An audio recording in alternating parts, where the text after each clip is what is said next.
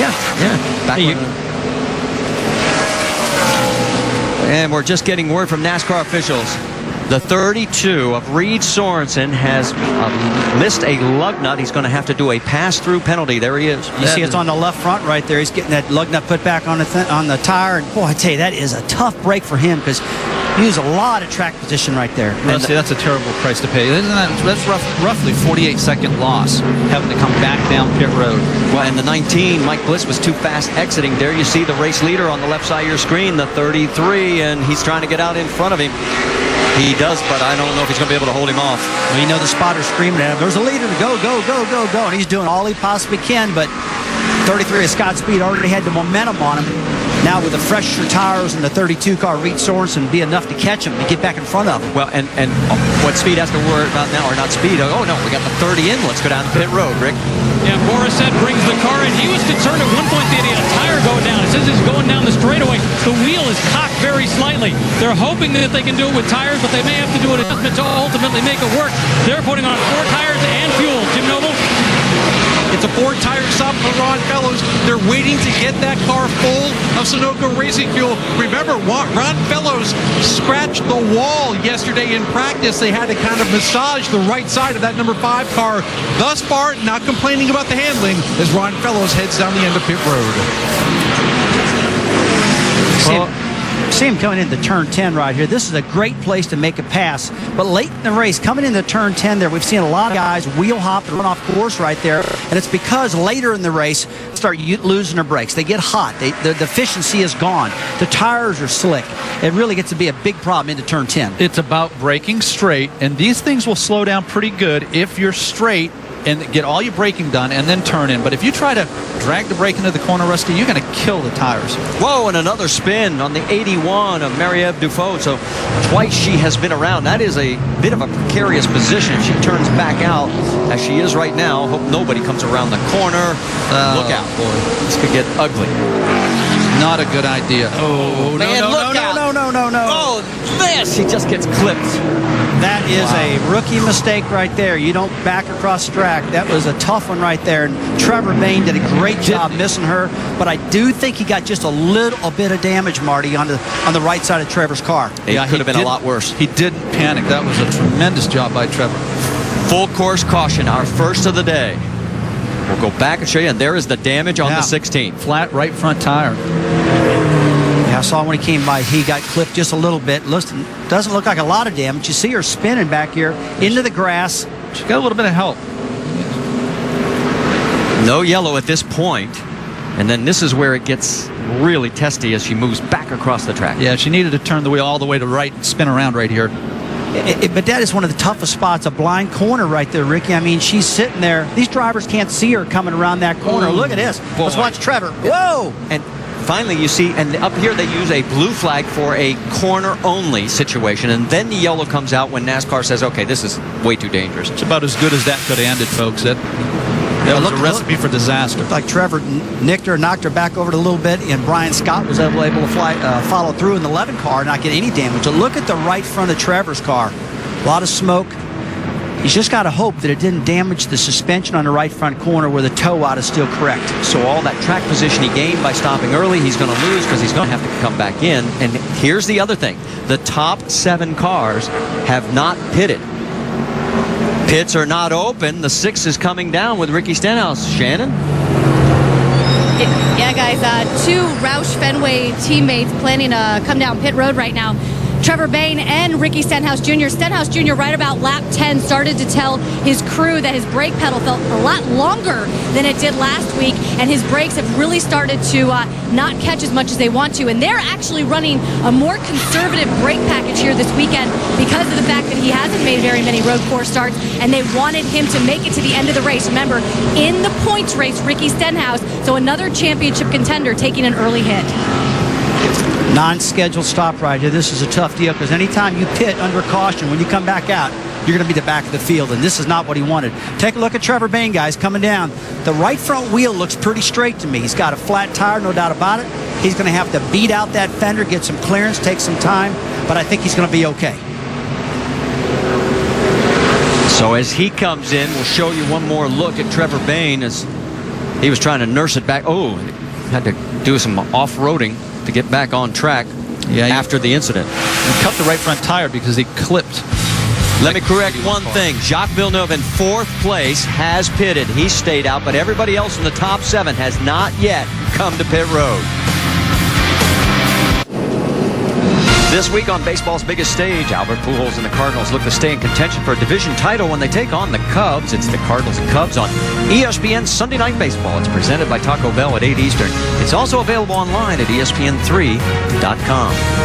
Under our first caution here at Montreal, Quebec, as the 81 of Marie-Ève Dufault got turned around, collected the 16 of Trevor Bayne, and the 6, our points leader coming in, Ricky Stenhouse, has had multiple trips to pit road. He is shown right now as the last car on the lead lap, as he is hanging on to that position. And right now, the 2 of Elliott Sadler running in the 3rd position, but yet to make a pit stop, is your new points leader. I saw Ricky right before he strapped into the race car. I said, I know this isn't your strength. Would you take a 10th place finish right now if I were to give it to you? He says, absolutely. I was wondering what you're going to say about that. There's your Nationwide Series points, 1st, 2nd, and 3rd, the way they shake out right now. Still a lot of time in this race. But, for example, Reed Sorensen, he was not in that lucky dog position. That's going to go to 39 of Luis Martinez. Sorensen was the 2nd car, 1 lap down, so he is still 1 lap behind the race leaders. Here comes the 33 of Scott Speed, Allgaier, Sadler joining as well. So Jacques Villeneuve, who came in earlier, is going to inherit the race lead, unless he decides to stop again. Boy, do we have a mix of strategy here. This is confusing for me. I don't know about you guys, but it's going to get really interesting. We're going to get out of Rick. He's with the 2 team. Yeah, he was saying, Elliott Sadler was saying a little bit earlier that he needed more rear grip. They were also talking about saving fuel. What a great job he was doing in saving fuel. The goal here to put in 4 tires, put in some Sunoco fuel, no major adjustments. They were very happy with the way he was saving fuel. Jim? 4 tires and a full load of racing fuel for Scott Speed. His only race for Kevin Harvick Incorporated this year. Big audition day for Speed. He knows a good performance here will go a long way in securing a job for next year. Shannon. Well, there's Danica Patrick as she is making her first pit stop as well. And as we mentioned, that'll give Jacques Villeneuve the race lead as the rest of those cars that did not pit earlier. As we see the race off pit road, Elliott Sadler. In fact, we were talking with Elliott yesterday, and we were talking about the 20 road course specials. He goes, I'm not in that list of 20, am I? And I said, not yet, but you're on the cusp. Elliott, he says, I'm trying. You're 21st.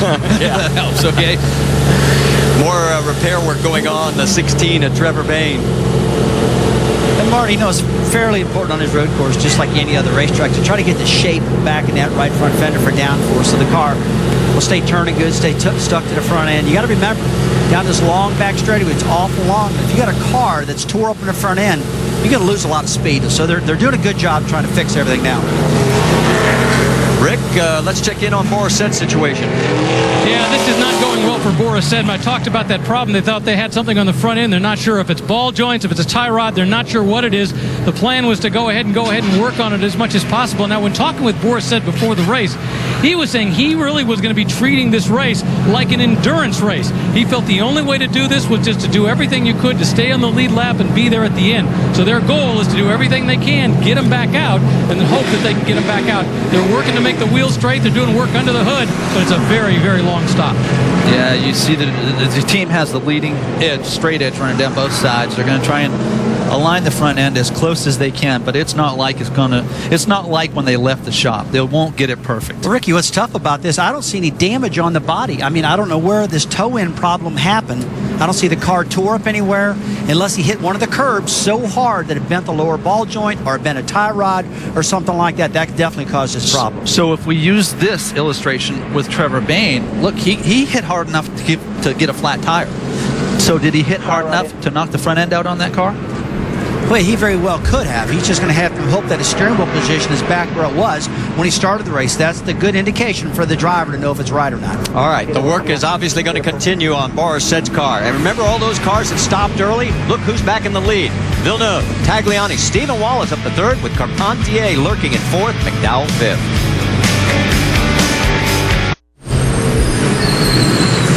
All right, back here under our first caution, it continues at Circuit Gilles Villeneuve in Montreal. A spin by the 81 of Marie-Eve Dufault. There is Trevor Bayne. He is back out on the track. And Ricky, you were talking about how this is a blind corner, and notice the corner worker, there is no blue flag, that means caution in that corner only. And look at these guys coming around. Trevor locks the brakes up. Look at this. He gets off the brakes just to squeeze through. But that's frightening. That's a blind turn. He wasn't expecting that. NASCAR requires you to have one spotter. And they made it clear to me. After that, Ricky, they're on their own. You could have as many as 4 or 5. Apparently, he doesn't have enough. Well, Trevor does not have enough. Let's listen on the radio, hear what he had to say. It almost died. I got something on the right front torn off, but it's no wonder I didn't die this time. So that was the scariest moment of my life. So I think that goes back to the number of spotters. He was saying, where were you guys? Yeah, one thing we didn't hear right there, he said, where were you guys at? He was complaining about his spotter not calling him out, that there was a problem right there. We were talking off camera. I said, look, and Ricky and I were talking, Marty, that look, there's so many corners here, you can't cover every single corner. And obviously, in that particular corner, there was no spotter. He was completely surprised by what happened there. I'll bet you there's a spotter on his way now. Yeah. What do you bet? You can see where he started, where he is currently. Let's also reset it for you, because the way this shakes out with Jacques Villeneuve taking over the race lead, there are 5 cars that were able to take advantage of the wave around, including Reed Sorensen, Timmy Hill, Mike Bliss, Derek Koch, Jeremy Clements, the others. We told you Luis Martinez got the lucky dog, so that gives us a total now of 35 cars on the lead lap. Only 2 are out of this race, Morgan Shepherd and Jeff Green. Marty, I will tell you guys, this fuel strategy thing is really getting confusing right now. There's probably at least 10 to 12 different fuel strategies happening right now. We've seen guys pit on lap 4. We've seen them pit on lap 16, 12, 11, all over the place, and nobody really agrees on when the right time to pit is at this track. As you look on board with Danica Patrick, our leader, Jacques Villeneuve, pitted on lap 7. Tagliani on lap 3. Stephen Wallace on 4. Carpentier in 4th place, lap 6. Michael McDowell on lap 10. Keep in mind, they have track position, but the guys behind them have new tires. So it's a trade-off. Well, we're going to find out what happens as we're getting ready to go back to green flag racing, as we've knocked down officially now, as we cross start finish again. It will be lap number 19 that will be starting. Jacques Villeneuve takes the right side again, and we're racing at Montreal. He didn't get the jump that he got at the start of the race. I'm not sure he's going to be able to clear him. Off of turn 2. Oh, boy. Tagliani really slipped there. That's such a tough corner right there, guys. Coming into turn 1 and 2 right there. They are 4 wide. They all kept it on the track somehow. Tagliani not only lost 2nd place, he's going to lose 3rd place. So move Stephen Wallace up to 2nd. Michael McDowell to 3rd. There's Tags in 4th. On board with Patrick Carpentier. He's 5th. See him getting a little bit more aggressive right now. Stephen's trying to get past Jacques Villeneuve right here. This is a tough part of the track to pass on. That is a power move, Rusty, but he wasn't able to complete the pass, so he rolled back out of it. A lot of times when you get pressure from the backside, you got to drive hard. And they need to get another lap under their belt. Let these guys separate a little bit, because this, in my opinion, is too early to start torturing these brakes this early. Yeah, everything you take out of these tires right now, you're going to wish you had back in about 20 laps, maybe 15 laps. These cars don't brake as well as the tires start to wear. There's a good zone right here for braking. You see Marcus Ambrose. Yeah. Good job, Rusty. You picked that up, because he comes right underneath Patrick Carpentier. And remember, Ambrose, one of those 3 that had to start in the back of the field. He has now moved up to the 6th position. He pitted on lap number 5. And it's just another way of qualifying him as an expert. He had 0 laps until he strapped into this car before the start of the race.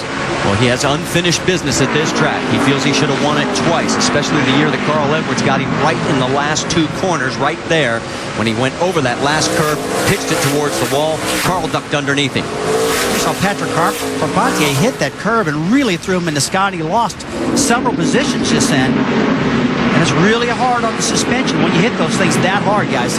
Carpentier drops all the way back to 9th.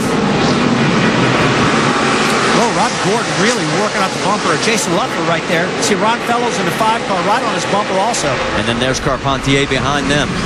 Starting to see the drivers get a little more aggressive, almost like there's an urgency. And I think it's also the disparity between old tires and new tires, Rusty. And cars drive awfully good on those new tires. Well, this is a new tire. It's a softer tire, Marty. And a lot of guys were telling you they don't like it. Well, they felt like it wasn't as much grip as they had the tire last year. And, of course, we talked to NASCAR officials, and Director Joe Ballard said, hey, Remember one thing, this is the first time this car has run at this track, so I don't know if we could have matched up the tire